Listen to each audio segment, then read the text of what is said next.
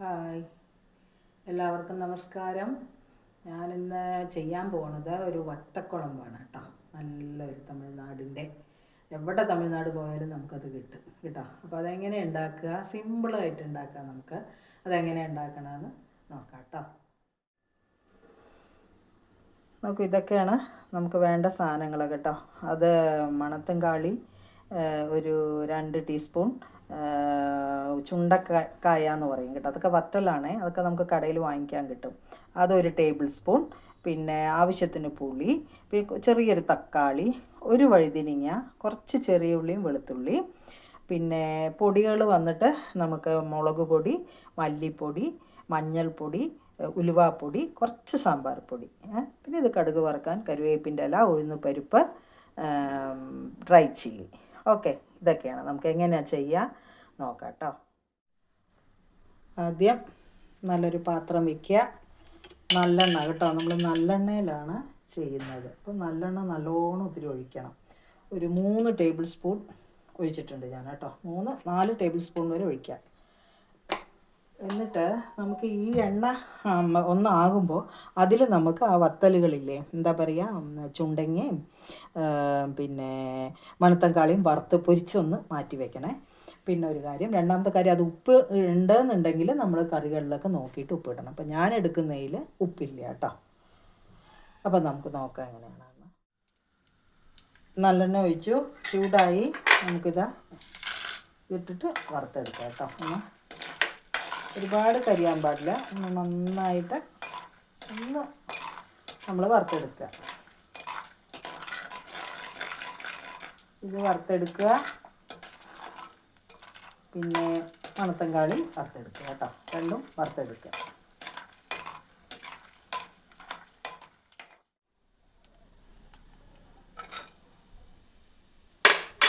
കടുകിടുക കേട്ടോ. ടീസ്പൂൺ കടുകിടുക.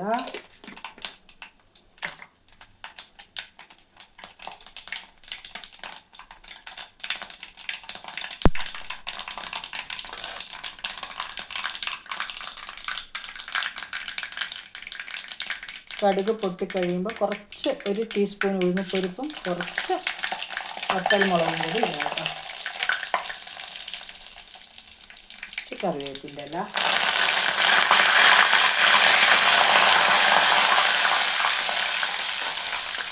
കറിവേപ്പിൻ്റെ ഉഴുന്നപ്പരിപ്പൊന്ന് മുറിയതിന് ശേഷം നമുക്ക്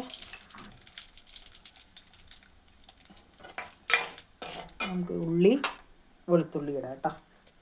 ഉള്ളി വെളുത്തുള്ളി, ചെറിയ ഉള്ളി,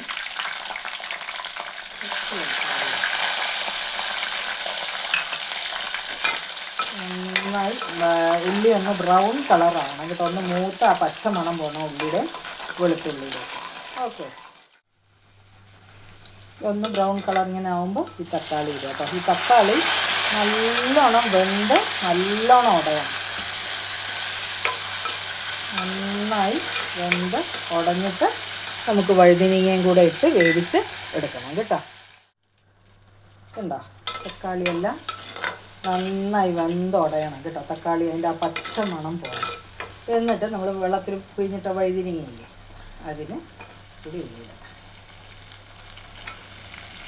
എന്നിട്ട് നന്നായിട്ട് ഒന്ന് വേവിച്ചെടുക്കാം. എന്നിട്ട് നമുക്ക് പൊടികളൊക്കെ ഇടാം കേട്ടോ. ഇത് നന്നായി വെന്ത് ചേർന്ന് വരണം. എന്നിട്ട് നമുക്ക് പൊടികളൊക്കെ ഇടാം കേട്ടോ. ഇനി നമുക്ക് പൊടികളൊക്കെ ഇടാം കേട്ടോ. അതായത് മുളക് പൊടി 2 ടേബിൾ സ്പൂൺ, അത് നമുക്ക് എരിവിനനുസരിച്ചിട്ട് കേട്ടോ.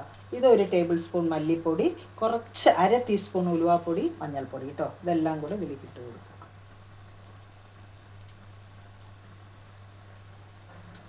കുറച്ച് 1 ടേബിൾ സ്പൂൺ സാമ്പാർ പൊടി ഇട്ടിട്ടുണ്ട് കേട്ടോ. ഇതെല്ലാം കൂടെ നല്ലോണം പച്ചമണം പോകുന്നത് വരെ നന്നായിട്ട് ഇതാക്കണം കേട്ടോ. നല്ലോണം വതക്കണം, അതിൻ്റെ മണം പോയിട്ട്.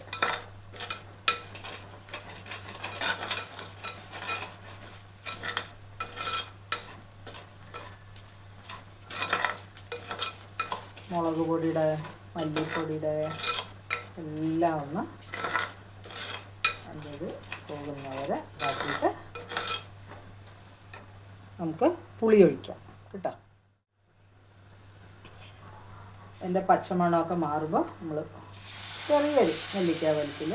നമുക്കെങ്ങനെ പുളിയുടെ ഇതുപോലെ ഒരുപാട് പുളിയായാലും നന്നായിരിക്കില്ല, പുളി ഇല്ലെങ്കിലും നന്നായിരിക്കില്ല കേട്ടോ. നന്നായി വേവിച്ചിട്ട് ആവശ്യത്തിന് ഉപ്പിടുക കേട്ടോ. ഉപ്പിട്ടിട്ട്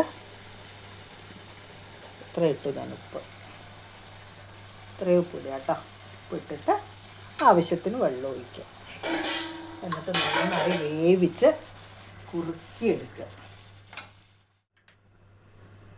നമ്മൾ ഈ വറുത്ത് വെച്ചിട്ടില്ല, അതും കൂടി ഇടണം കേട്ടോ. ഞാനത് മറന്നു പോയി.